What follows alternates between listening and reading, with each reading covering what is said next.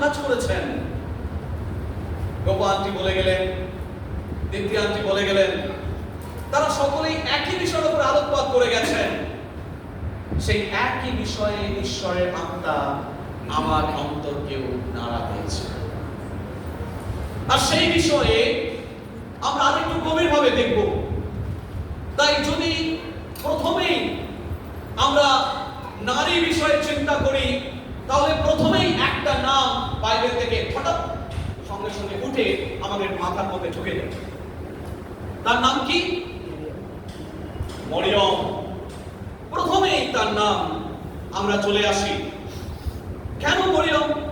আমি আগেও বলেছি যে মরিয়ম সেই সময় আমরা বড়দিনের সময় বিষয়টা দেখেছি।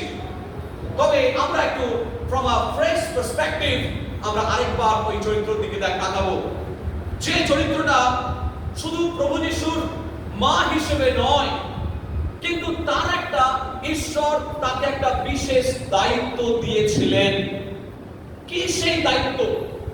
যে তার গর্ভকে ঈশ্বর ব্যবহার করতে চান।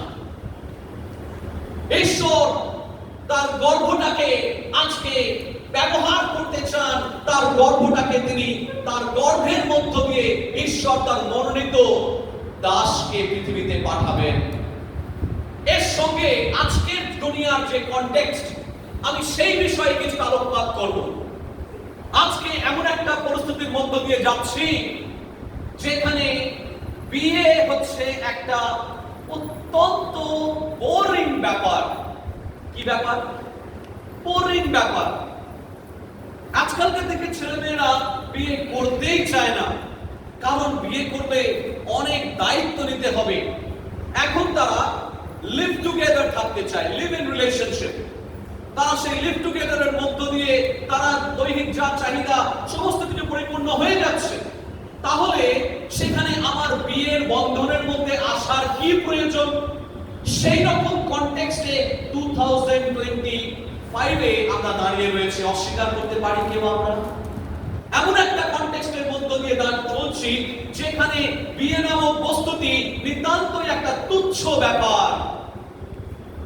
তারপর আবার যদিও বা কোন রকমের বিয়ে নামক সেই সম্পর্কের মধ্যে আবদ্ধ হচ্ছি, কিন্তু সন্তান ধারণের কোনো ইচ্ছা নেই। আজকের দুনিয়ায় এই জায়গায় দাঁড়িয়ে রয়েছে। আজকে প্রভু যিশু আমাদের অন্তরকে, বিশেষ করে নারী সমাজকে, বিশেষ করে মণ্ডলীর নারীদেরকে নতুন করে তিনি নাড়া দিতে চাইছেন এবং তিনি বলতে চাইছেন যে বিয়ে নামক বস্তুটি যেমন গুরুত্বপূর্ণ, তেমন তার সঙ্গে সঙ্গে সন্তান ধারণও গুরুত্বপূর্ণ। বলুন আমেন। সন্তান ধারণের জন্য নারীকে বিশেষভাবে প্রস্তুত করা হয়েছে। প্রিয় ভাই বোন, বলুন আমেন। আমাদের একটা ডাক্তার ছিল যিনি আমাদের দেখাশোনা করেছেন দীপ্তি হবার আগে, যার চিকিৎসাধীন আমরা ছিলাম। তিনি তার নিজেরও সন্তান প্রথমের দিকে হয়নি। আমি প্রার্থনা করেছিলাম এক সময়, দীপ্তি হবার পরে প্রার্থনা করেছিলাম, এবং ঈশ্বর তাকে প্যান্ডামিকের সময় যমজ বাচ্চা দিয়েছেন। এবং সেই ডাক্তার আমাদের সোমনাথ পণ্ডিতের ডিপার্টমেন্টাল গাইনোকোলজিস্ট ডক্টর বিশ্বজিৎ সরকার, যিনি সাউথ সিটিতে থাকেন, এবং তার দুটো বাচ্চা যখন অন্নপ্রাশন হলো আমাদের দুজনকে নিমন্ত্রণ করেছে। তো আমরা গিয়েছিলাম, এবং তিনি একটা জিনিস, তিনি রয়্যাল ফেলো, যে ইংল্যান্ডের রয়্যাল ফেলো, যে মেডিকেল রয়্যাল ফেলো রয়েছে, সেখানকার তিনি একজন ফেলো। নিয়মিত তিনি যাতায়াত করেন এবং তিনি ল্যাপ্রোস্কোপিক অনেক ধরনের তিনি বিভিন্ন বিষয় ইনভেনশন করেছেন। তিনি একটা কথা বারবার বলেন যে প্রকাশ, একটা কথা সবসময় মনে রাখবে, সেটা হচ্ছে এই যে আমাদের জীবন ফুরিয়ে গেলেই কিন্তু পৃথিবী ফুরিয়ে যাবে না, তার পরের জেনারেশনের জন্য সেটা দরকার রয়েছে। আজকে সেই শিক্ষাটা আমাদের মণ্ডলীর নারীদেরকে আমাদের নিতে হবে, এবং যাদের মধ্যে সেই অনীহা দেখা দিচ্ছে, মণ্ডলীর নারীরা সবসময় কি হবে? জগতের জ্যোতি এবং জগতের লবণ হিসেবে থাকবে। বলি আমেন। অর্থাৎ মণ্ডলী জগৎকে পথ দেখাবে। জগতের সেই ফিলসফি এবং নীতি যেন আমাদেরকে প্রভাবিত না করতে পারে, সেই জায়গাটায় আমাদেরকে আসতে হবে। এবং সেই জায়গাটায় আজকে নারীর মধ্য দিয়ে, আজকে মরিয়মের মধ্য দিয়ে ঈশ্বর আমাদের অন্তরের মধ্যে কথা বলছেন যে তাকে জন্ম দিতে বলা হয়েছিল। আজকে যদি সেই দিন তিনি বাধ্য না হতেন, তাহলে হয়তো যিশুকে আমাদের পরিত্রাতা হিসেবে পেতাম না। তাহলে কেউ তাকে জন্ম দিয়ে পৃথিবীতে এনেছিল। আজকে আমরা যতজন বসে রয়েছি, কেউ হয়তো আমাদেরকে পৃথিবীতে আনার জন্য অনেক কষ্ট করেছে, প্রতিপালন করার জন্য কষ্ট করেছে, দুঃখ ভোগ যাতনার মধ্য দিয়ে আমাদেরকে পৃথিবীতে আনতে হয়েছে। কেউ না কেউ আমাদেরকে পৃথিবীতে এনেছে, বলবে আমেন। তার মানে আমরা আমাদের সেই দায়িত্ব আমাদের মায়েদের কাছে আমরা কৃতজ্ঞ, কারণ আমাদের মায়েরা আমাদেরকে পৃথিবীতে এনেছেন। সুতরাং আজকে প্রিয় ভাই বোন, নারীদেরকে ঈশ্বর দায়িত্ব দিচ্ছেন যেন নারীরা, বর্তমান নারীরা যেন সেই দায়িত্ব পালনে পিছপা না হয়। দ্বিতীয় যে বিষয় আমরা আলোচনা করব, সেই বিষয়টাও আরেকটা জিনিস আমরা দেখতে পাচ্ছি, আরো একজন চরিত্রের কথা, যে চরিত্র ইতিমধ্যে আমরা দেখেছি। প্রথম চরিত্র আমরা দেখলাম বাধ্য হওয়া। মরিয়ম বাধ্য হলেন ঈশ্বরে। নারীদেরকে আজকের দুনিয়ায় 2025-এর সেই সময়কালে আমাদেরকেও বাধ্য হয়ে চলতে হবে, কারণ ঈশ্বরের যখন বাধ্য হব, আমাদের জীবন কিন্তু প্রোডাক্টিভ হয়ে উঠবে। যদি আপনি চান আপনার জীবন প্রোডাক্টিভ হয়ে উঠুক, তাহলে প্রথম বিষয় থাকবে আমরা যেন বাধ্য হই। বলুন আমেন। নারীরা যতক্ষণ বাধ্য হবে, মনে রাখবেন সংসারের মধ্যে ঈশ্বরের আশীর্বাদ উপচে পড়বে। পুরুষ যতই রোজগার করে ইনকাম করে নিয়ে আসুক, কিন্তু নারীদের উপরে অনেকখানি বিষয় নির্ভর করে। নারীরাই বলতে গেলে পুরো সংসারটাকে ধরে রাখে, এবং সেই নারীদেরকে যখন তারা প্রভুর বাধ্য হয়ে চলে, ঈশ্বরের আশীর্বাদ সেই পরিবারের মধ্যে উপচে পড়ে। সেই কারণেই নারীদের উদ্দেশ্যে ঈশ্বরের বাক্য বলছে যেন তারা ঈশ্বরের বাধ্য থাকে। দ্বিতীয় বিষয় আমরা দেখলাম যে একজন নারী বাধ্য হওয়ার ফলে কিভাবে ঈশ্বরের আশীর্বাদ নেমে এসেছিল।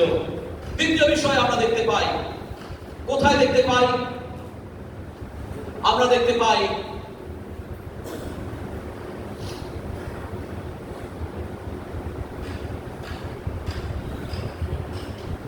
এস্থারের জীবনে। এস্থার আরেকটা উদাহরণ আমাদের সামনে। এস্থার যখন তিনি রানী যখন হয়েছিলেন, তখন তার সেই সময়ে জিহুদি জাতি তাড়িত হচ্ছিল। জিহুদি জাতি কি হচ্ছিল? তাড়িত হচ্ছিল। আমরা দেখতে পাচ্ছি যে কিভাবে জিহুদি জাতিকে ধ্বংস করে দেওয়ার ক্রূর চক্রান্ত করা হয়েছিল। আর সেই সময় রাজার কাছে কে গেলেন? মর্দখয় তার আঙ্কেল বললেন, তুমি যদি আজকে না যাও, তোমাকে কে বলতে পারে আজকের দিনের জন্য ঈশ্বর তোমাকে মনোনীত করেননি? অর্থাৎ যিনি রাজা তিনি তোমার স্বামীও, আর তোমার সেই রাজাকে আজকে যদি তুমি বোঝাতে না পারো, যদি জিহুদি জাতি ধ্বংস হয়ে যায়, তার দায়টা তোমাকে নিতে হবে। আর সেই দিন তিনি প্রার্থনা করে, উপবাস সহকারে প্রার্থনা করে, তিনি সাহসপূর্বক তিনি রাজার কাছে গেলেন। যদিও তিনি জানতেন রাজার সামনে গেলে যদি তিনি এমন দণ্ড দেখাবেন, যদি সেটা মৃত্যুদণ্ড হয়, তাকে মৃত্যু বরণ করতে হবে। সেই সময় তিনি সাহসপূর্বক প্রার্থনা সহকারে ঈশ্বরের ইচ্ছা অনুসারে তিনি সেদিন গেলেন এবং তার স্বামীর কাছে গিয়ে তিনি ইসরায়েল জাতির জন্য ক্ষমা ভিক্ষা করেছিলেন। ইসরায়েল জাতির জন্য তিনি তার প্রাণ রক্ষার জন্য তিনি সমস্ত কিছু যা বলার ছিল তিনি বলেছিলেন। আজকে প্রিয় ভাই বোন, আমাদের অনেক সময় ঈশ্বর আমাদেরকে বলছেন, আমরা অনেক সময় তিনি সেই এস্থার তার স্বামীর কাছে যাচ্ছেন, আমরা কিন্তু শাস্ত্র এমন ভাবে জিনিসটাকে দেখানো হয়েছে যেন তিনি রাজার কাছে যাচ্ছেন। যদিও তিনি রাজা, একদিকে যেমন তিনি রাজা, অপরদিকে তিনি ছিলেন তার স্বামী। আজকে ঈশ্বর বলছেন অনেক সময় গৃহের মধ্যে আমরা দেখতে পাই আমাদের স্বামীরা অন্যায় করে, এবং সেই স্বামীরা যখন অন্যায় করে, স্ত্রী হিসেবে সেই স্বামীকে কন্ট্রোল করার দায়িত্ব, তাকে থামানোর দায়িত্ব কার? স্ত্রী। যদি তার স্ত্রী সাহসপূর্বক তার স্বামীকে কন্ট্রোল না করে, এটা ঈশ্বর দত্ত অধিকার। বলুন আমেন। আজকে প্রত্যেক নারীকে সজাগ হতে হবে। প্রত্যেক নারীকে যখন সে তার স্বামী যদি ভালো কাজ করে, তার পাশে যেমন থাকা উচিত, তাকে তার সহমর্মী হওয়া উচিত, তাকে উৎসাহ দেওয়া উচিত। একইভাবে ঈশ্বরের বাক্য এখানে বলছে যে তার স্বামী, সেদিন এস্থারের স্বামী, সেই রাজা তার ক্ষমতার অপব্যবহার করতে যাচ্ছিলেন। যদি সেদিন অপব্যবহার করে তিনি ভুল কাজ করে ফেলতেন, তাহলে ইতিহাসটা হয়তো আজকে অন্যরকম ভাবে লেখা হতো। প্রিয় ভাই, ঈশ্বর বলছেন যে সেই নারী শক্তিকে আজকে জাগ্রত হতে হবে। সেই নারী শক্তিকে আজকে ঈশ্বরের দিকে তাকিয়ে, যদি তার স্বামীরা যদি ভুল পথে যায়, তার স্বামীদেরকে কন্ট্রোল করার ক্ষমতা ঈশ্বর তার স্ত্রীদের হাতে দিয়েছেন। বলুন আমেন। সেই কারণে সেই ক্ষমতাকে অবশ্যই ব্যবহার করা প্রয়োজন রয়েছে। প্রিয় ভাই, প্রয়োজন রয়েছে আজকে সেই ক্ষমতাকে। যদি ক্ষমতা যখন আপনি অপব্যবহার যেমন আমি করব না, তেমন সঠিক ব্যবহার করার দায়িত্ব ঈশ্বর নারীদের হাতেই দিয়েছেন। আজকে ঈশ্বর বলছেন যে সেই নারীরা, তোমরা তোমাদের স্বামীদের মস্তক স্বরূপ। দেখবেন হিতোপদেশে লেখা রয়েছে তারা স্বামীদের মস্তক স্বরূপ, কারণ তারা স্বামীদেরকে সুপরামর্শ দেয়, তারা স্বামীদেরকে সঠিক পরামর্শ দিয়ে সঠিক পথে পরিচালনা করে। কিন্তু যদি আমরা বলি ওটা ওর লাইফ, যেটা বর্তমান যুগে হয়, ওটা ওর লাইফ, আমি আজ এসেছি, আমার সমস্ত ভরণ পোষণ হয়ে যাচ্ছে, আর ওকে নো প্রবলেম। এটা কি সত্যিকারের লাইফ? এটা সত্যিকারের লাইফ হতে পারে না। যদি আপনি ঈশ্বর দ্বারা মনোনীত হয়ে থাকেন, যদি আপনি বিশ্বাস করে থাকেন যে আপনার স্বামীর জীবনে ঈশ্বর আপনাকে এনেছেন, তাহলে এটা আপনার কর্তব্য যে আপনার স্বামীর জীবনে আপনি আশীর্বাদ স্বরূপ হয়ে উঠুন। যখন আপনার স্বামী ভুল পথে পরিচালিত হচ্ছে, এটা আপনার দায়িত্বের মধ্যে পড়ে আপনার স্বামীকে সঠিক পথে পরিচালনা করা। আপনি প্রার্থনা পূর্বক যদি তার সঙ্গে কথা না বলতে পারেন, যদি তাকে ভয় করেন, তাহলে প্রার্থনা পূর্বক আপনি তার সামনে দাঁড়ান, সঠিকভাবে বলুন যে তুমি যেটা করছো সেটা অন্যায় করছো, তুমি যেটা করছো সেটা ভুল করছো। এই কথাটা অন্তত বলুন। ঈশ্বর সেই দায়িত্ব নারী সমাজের হাতে দিয়েছেন। বলুন আমেন। আজকে সেই কাজটা আমাদেরকে করতে হবে। অনেক সময় দেখবেন আজকালকার দিনের বাবা মারা তারা কি করে, ছেলে মেয়েদেরকে শাসন করে না। ঈশ্বরের বাক্য বলছে যদি লাগাতে হয় দুটো লাগিয়ে দিতে হবে, কারণ সে তাহলে মরে যাবে না, কিন্তু সারা জীবন তার সঠিক জীবনটা তৈরি হয়ে যাবে। অর্থাৎ পিতা মাতাদের, অর্থাৎ মা যেন তার, এটাও একটা অন্য বিষয়ের মধ্যে আমি ইমপ্লিকেশনের মধ্যে নিয়ে আসছি, আমি সেটাকে ব্যবহারিক করে তোলার চেষ্টা করছি, যে যেমন ভাবে আপনার অধিকারকে আপনি স্বামীর ক্ষেত্রে ব্যবহার করছেন, আপনি মা হিসেবে সেই অধিকারকে সন্তানের উপরও প্রয়োগ করুন। বলুন আমেন। সন্তানের উপরে প্রয়োগ করুন। আজকে এমন এক যুব সমাজের মধ্য দিয়ে চলেছি, এমন এক সমাজের মধ্য দিয়ে চলেছি, এমন এক সময়ের মধ্য দিয়ে চলেছি যেখানে শাসন নামক বস্তুটি প্রায় চলে গেছে। কারণ শাসন যদি না করে তাহলে ছেলেপুলে কখনো মানুষ হতে পারবে না। আমি ক্লাস 9-এ পড়তেও আমার মা আমাকে মেরেছে। আমার বেশ মনে আছে, সাউথ আফ্রিকায় ট্যুর হচ্ছে, আর আমি খেলা পাগল ছিলাম। সাউথ আফ্রিকায় ট্যুর হচ্ছে, আর আমার মাস্টারমশাই আমার বাড়ি থেকে পড়াতে এসছে, পড়ে চলে গেছে। আর আমি কোথায় ক্লাবে গিয়ে, সাউথ আফ্রিকা তখন তেন্ডুলকার ক্যাপ্টেন, তখন সাউথ আফ্রিকার ট্যুর হচ্ছে, আর ইন্ডিয়া খেলতে গেছে সাউথ আফ্রিকায়, আর তখন সেই ম্যাচ টান উত্তেজনা। সেই ম্যাচের সামনে তখনকার দিনে তার কেবিনেটরি ঘরে ঘরে ছিল, একটা বিশেষ জায়গা থাকতো, তখন আমরা দেখতে যেতাম। তো সেই ক্লাবে গিয়ে বসে আছে, আর এদিকে আমার মাস্টারমশাই বাড়ি থেকে ফিরে চলে গেছে। আমার মা রান্না করে রান্না করছে, আর বড় খুন্তি ছিল হাতে, বুঝতে পারছেন, ছুঁড়ে মেরেছে। আর ভাগ্যিস আমি ভালো দৌড়াতে পারতাম, খেলাধুলা করতাম, আর ছিটকে বেরিয়ে গেছে। তা না হলে খুন্তিটা মা এত রেগে গেছিলেন, আমার পিঠের মাঝামাঝি লাগতো একদম। তারপর থেকে আপনার মাস্টারমশাই যেদিনকে আসবে, সেদিনকে আমি কোথাও খেলা দেখতে যেতাম না। প্রিয় ভাই বোন, শাসন প্রয়োজন রয়েছে, শাসন প্রয়োজন রয়েছে। তাই আপনার অথরিটিকে আপনাকে এবং আমাকে ব্যবহার করতে হবে, আপনাকে এবং আমাকে অথরিটিকে ব্যবহার করতে হবে। তৃতীয় বিষয়, দেবোরা। দেবোরা একজন কি ছিলেন? ভাওবাদী ছিলেন, এবং ভাওবাদী হিসেবে বারাকের সঙ্গে তিনি বারাককে বলেছিলেন, তুমি যাও যুদ্ধ করো। বারাক যেতে ভয় পাচ্ছে। বারাক বলছে, আপনাকে সঙ্গে যেতে হবে, কারণ ও বুঝতে পেরেছিল এর উপরে ঈশ্বরের হাত আছে, আপনাকে সঙ্গে যেতে হবে। তখন সে বলেছিল, ঠিক আছে, আমি তোমার সঙ্গে যেতে রাজি আছি, কিন্তু গৌরবটা কিন্তু তুমি পাবে না, গৌরবটা কিন্তু জায়েল পাবে, তাই না? ঠিক আছে, গৌরবটা কিন্তু জায়েল পাবে, তুমি পাবে না।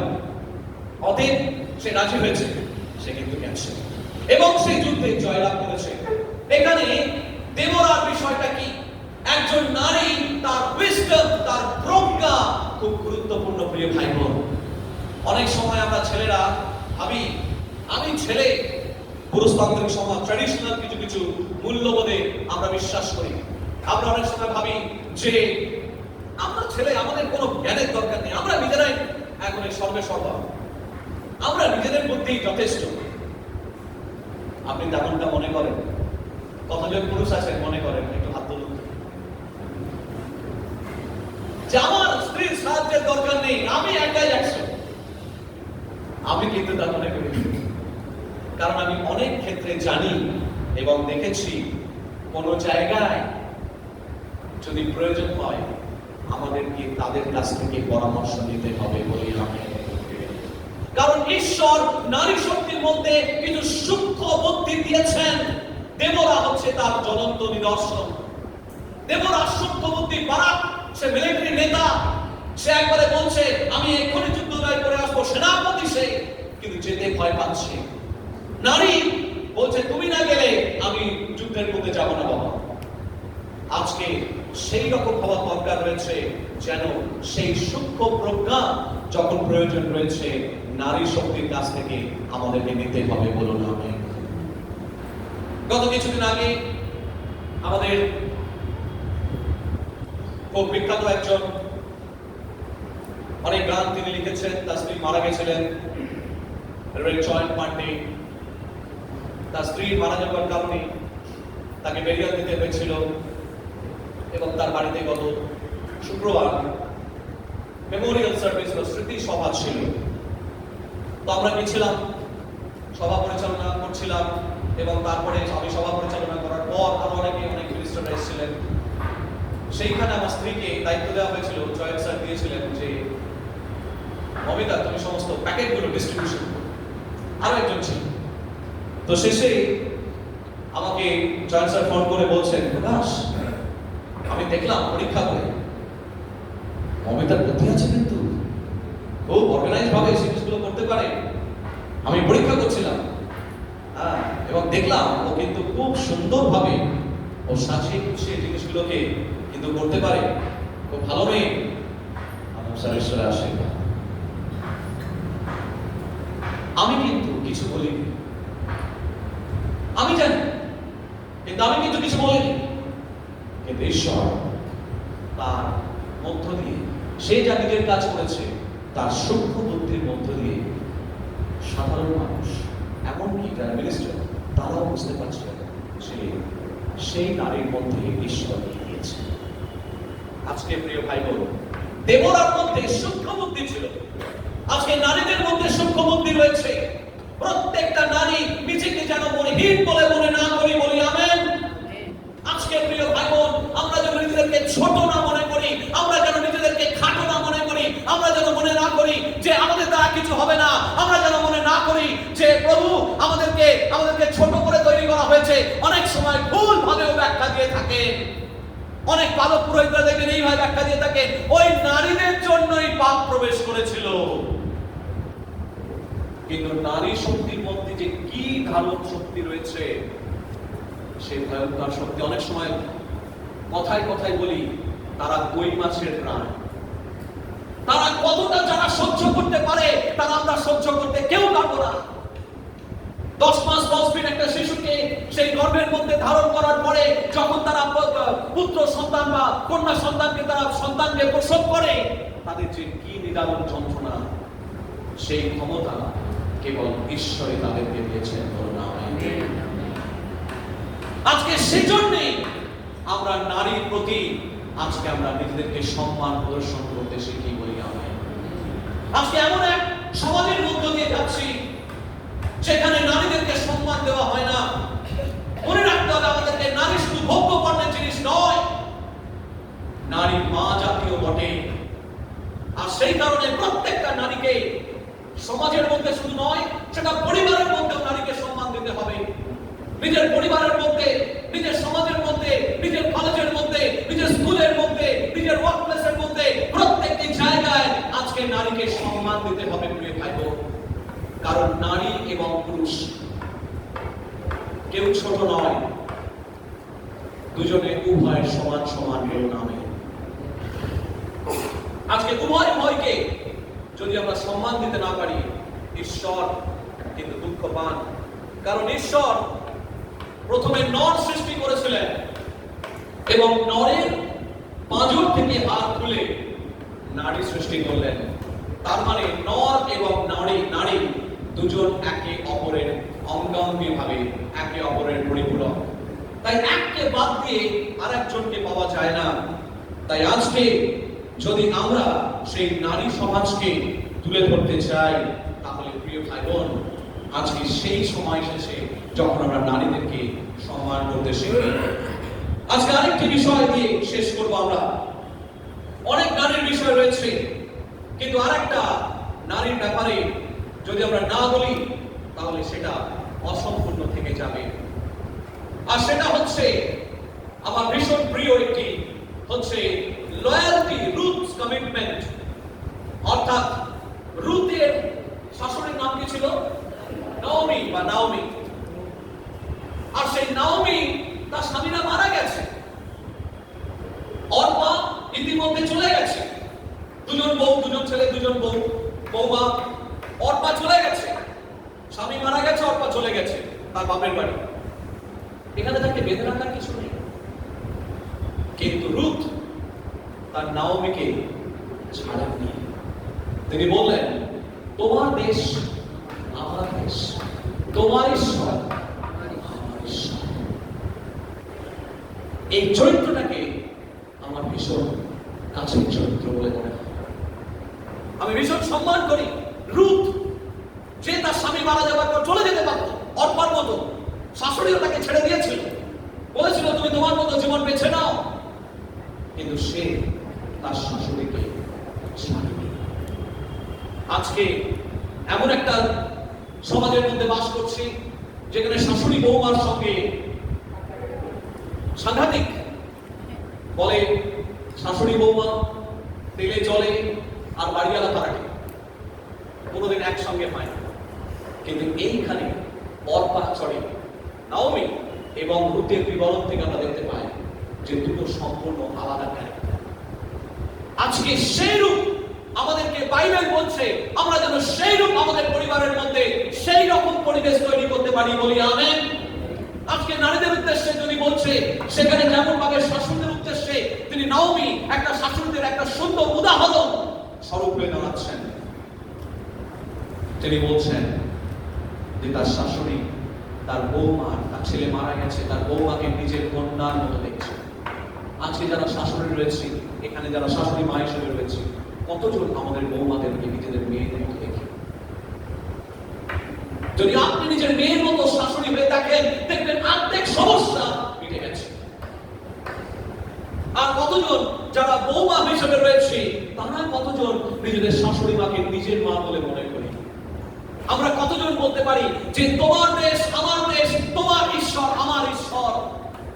আজকে সেই রূপ সম্পর্কের মধ্যে ঈশ্বর আমাদেরকে প্রবেশ করতে বলছেন, বলুন আমেন। যেখানে এমন একটা দিন, এমন একটা সময়ের মধ্যে দিয়ে আমরা যাচ্ছি যেখানে স্বামী থাকতে, সরি টু সে, স্বামীর সাথে খাওয়া দাওয়ার ফাঁকে স্ত্রী ফেসবুকে আরেকজনের সঙ্গে চ্যাট করছে। এমন একটা সময়ের মধ্যে দিয়ে যাচ্ছে, সেখানে ঈশ্বর দাবি করছেন বাইবেল বর্ণিত নারীদের মাধ্যমে যেন আমাদের জীবনযাপন গুলো উচ্চতর হয়। প্রভু যিশু বলছেন, তোমরা পৃথিবীর লবণ, তোমরা পৃথিবীর জ্যোতি। আজকে সেই জ্যোতি স্বরূপ নারীদেরকে হতে হবে, সেই লবণ স্বরূপ নারীদেরকে হতে হবে। প্রিয় ভাই, যেন জগৎ আমাদেরকে ইনফ্লুয়েন্স না করতে পারে, আমরা যেন জগৎকে ইনফ্লুয়েন্স করতে পারি। বলি আমাদের সেই রূপ উচ্চাকাঙ্ক্ষা, সেই রূপ জীবনযাপন ঈশ্বর যেন আমাদের দেন, এবং তবেই বিশ্ব নারী দিবস পালন করা সার্থক হবে। প্রিয় ভাই, আজকে আসুন আমরা শপথ গ্রহণ করি। প্রভুর পদে যাওয়ার আগে আমরা শপথ গ্রহণ করি, প্রত্যেক নারীরা আজকে শপথ গ্রহণ করি যে প্রভু, আজকে আমি শপথ নিচ্ছি যে প্রভু, যেমন তোমার সেই দাসীরা যেমন ভাবে তুমি বাইবেলে বর্ণনা করেছো, তেমন ভাবে আমি সেই নারী হয়ে উঠতে চাই, যেন একদিন মানুষ বলতে পারে যে প্রভু, এই নারী সত্যি ঈশ্বর কন্যা, ঈশ্বর বলে কন্যা। আজকে সেই জগতের নারীদের মতো নয়, আমরা যেন আশীর্বাদ ধন্য সেই নারী হয়ে উঠতে পারি। আসুন আমি প্রথমে অনুরোধ করব, যারা নারীরা রয়েছেন, যারা মায়েরা রয়েছেন, তারা উঠে দাঁড়াতে। আর এই মুহূর্তে আমি গান করতে বলবো, আর প্রভুর প্রতি আমি প্রথমে আহ্বান করবো যারা